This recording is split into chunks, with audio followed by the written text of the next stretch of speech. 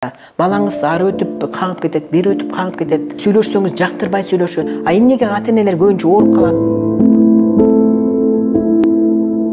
Мисалы үчүн 90-догу менин атам өзүнүн мал салын өзү тейлечү. Апам болсо, бир айылда бир-эки эле машинка бар болчу, сүт тартканчы, ошо сүт тартчу. Ал өзүнчө эле неме экен да, мындай бизнес идея экен да. Бизнес мышление экен.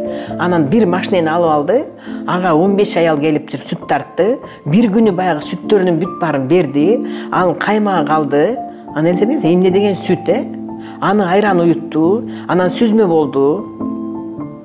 Анан жанагы курут кылды. Анан каймагы калды, каймагынан май кылды. Ошо 80деги кемпир.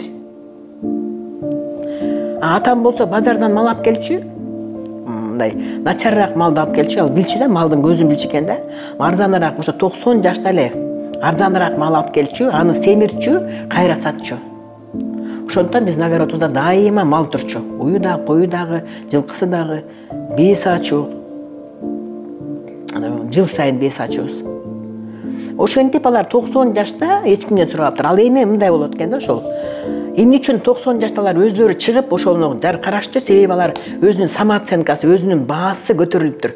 Мен 90 жашта болсом дагы эч кимдин көзүн карабайм.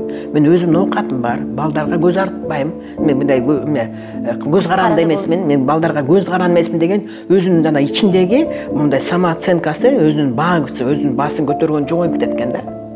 Чоңоюп кетип күч болот экен, биринчиден. Анын акчасы бар да, акчасы болгондо ал энергия да. Ошон үчүн илгери акчаларын да белине бууп жүрчү экен да, мындай бел жакшы чарчабай жүрсүн депчи. Сугат чыгарса дагы, чөп чапса дагы, жаман болуп мал бакса дагы белине акчаны күч кылчу экен да. Анан ошондой убакта баягы адамдын өзүнө ишеними күч болот экен да. Анан баягы ошол күчтүү ичиңизде сиздин өзүңүзгө бааңыз жогору болгондо сиз эртең менен турасыз.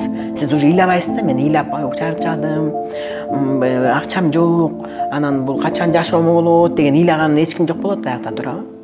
Баягы орусча айтканда бодра, шедра турат эртең мененчи. Анан бул биринчи, экинчиси баягы өзү кыймылдайт да. Басат, чөп салат, малды тияка байлайт, бияка байлайт, суу берет, анын бүт баары фитнес экен да.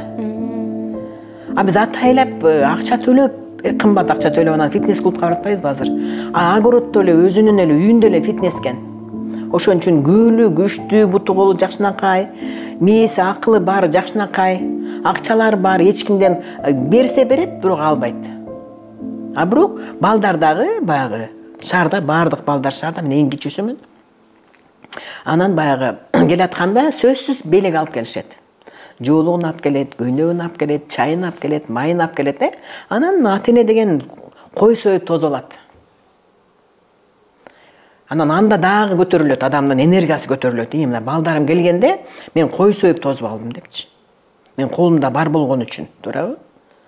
Дагы аброй көтөрүлөт балдардын астында, өзүнүн алдында өзүнүн авторитети көтөрүлөт. Көрдүңүзбү? Ошон үчүн бул колунда бар ата-эне, бул аябай чоң күч болот да. Эмнеге ата-энелер көбүнчө ооруп калат, бырышып эле, карала турала болуп эле, 50-60ка чыкканда эле уже үйүндө отурушат. Балдар, конечно, сиздин самооценкаңыз, сиздин өзүңүздүн бааңыз түшүп калды да. Сиздин бааңыз тиякта, балаңыз ары өтүп каңып кетет, бери өтүп каңып кетет. Сүйлөшсөңүз жактырбай сүйлөшөт, келиниңиз кеп калат. Кечке эле сурай берсеңиз, туурабы? Ошондуктан Алла рызкыбызды чачып атыптыр, ушуну алыш керек да. Баягы жалкоолонбой, бирөөгө ишенбей, туурабы?